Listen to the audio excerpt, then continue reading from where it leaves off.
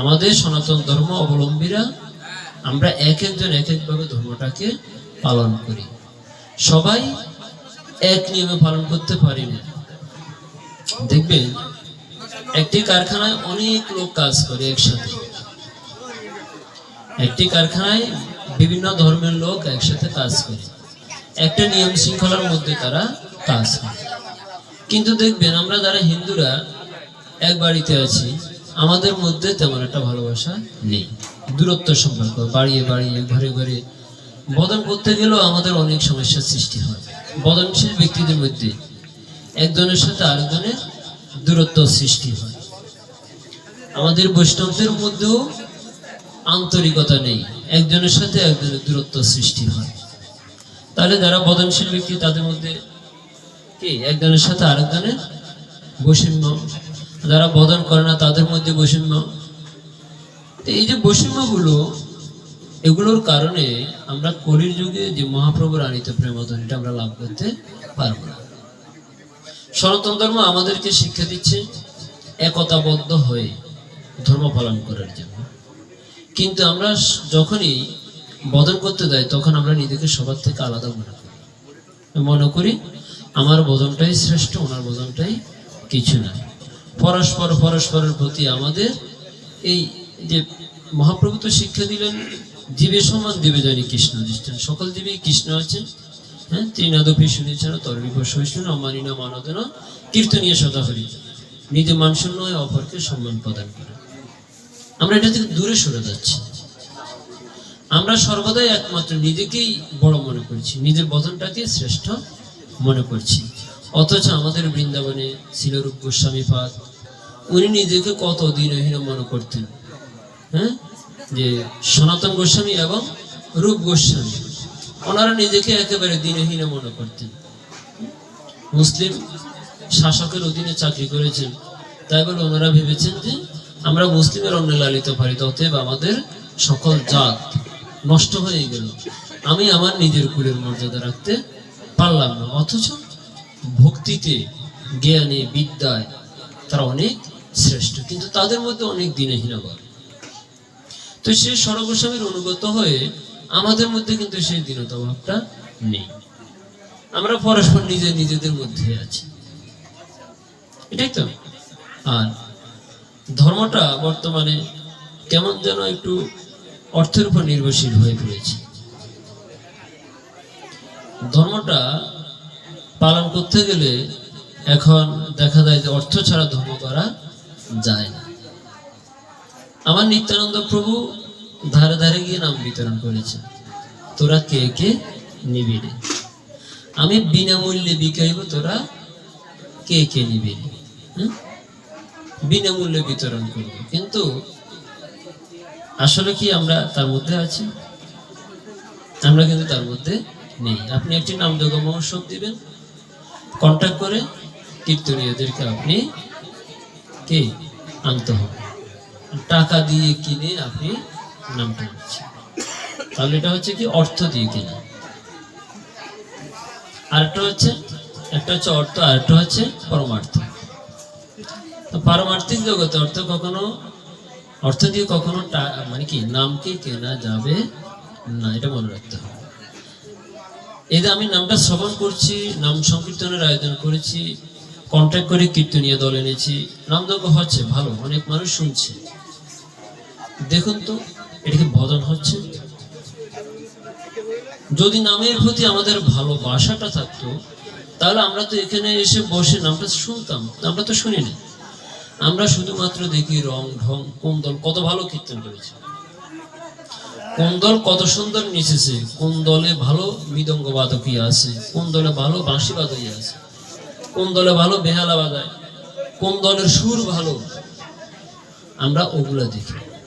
আর যদি মহিলা কীর্তনীয় হয় তাহলে তার কোনো কথাই নেই, তাদের যে নৃত্য, অঙ্গভঙ্গি, বাস মহানন্দ আমরা মিশে, সব রং ঢং ইত্যাদির মধ্যে আমাদের চলছে, নামের প্রতি ভালোবাসা নেই।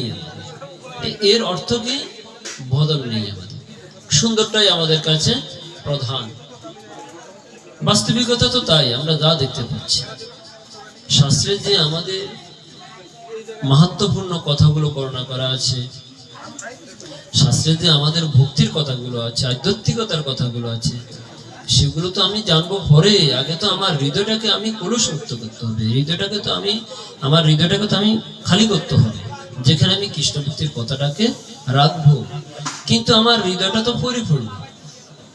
পরিপূর্ণ পাত্রে কি আর কোনো কিছু রাখা যায়? একটি মনে করুন গ্লাস জলে পূর্ণ, তাতে আপনি আরো জল দিবেন, জল থাকবে? পড়ে যাবে। তাহলে গ্লাসে যদি জল রাখতে হয়, গ্লাসটাকে কি করতে হবে? খালি করতে হবে। তো আমাদের হৃদয়টা তো জাগতিক বিষয়, আশয়, সুখ, স্বাচ্ছন্দ্য ইত্যাদিতে পরিপূর্ণ। তাই কৃষ্ণ কথা রাখার মতো আমার আর ভাণ্ড নেই। তাই আমাদের একটা শুদ্ধ পাত্রের দরকার, ভাণ্ডের দরকার। তো সে ভাণ্ডটা আমি কিভাবে তৈরি করব? সে ভাণ্ডটা তৈরি করতে হলে আমার হৃদয়ের যে সমস্ত কলুষতাগুলো আছে সেগুলোকে দূর করতে হবে। নরোত্তম দাস ঠাকুর গেয়েছেন, গাও গাও পুনো গৌরাঙ্গীর গুণ সরল করিয়া মন। গাইতে হবে গৌরাঙ্গের গুণ, তবে সেটা সরল করিয়া মন। তাহলে মনটাকে সরল করতে হবে, তারপর গাইতে হবে। বিষয়টা তো এটা। এখন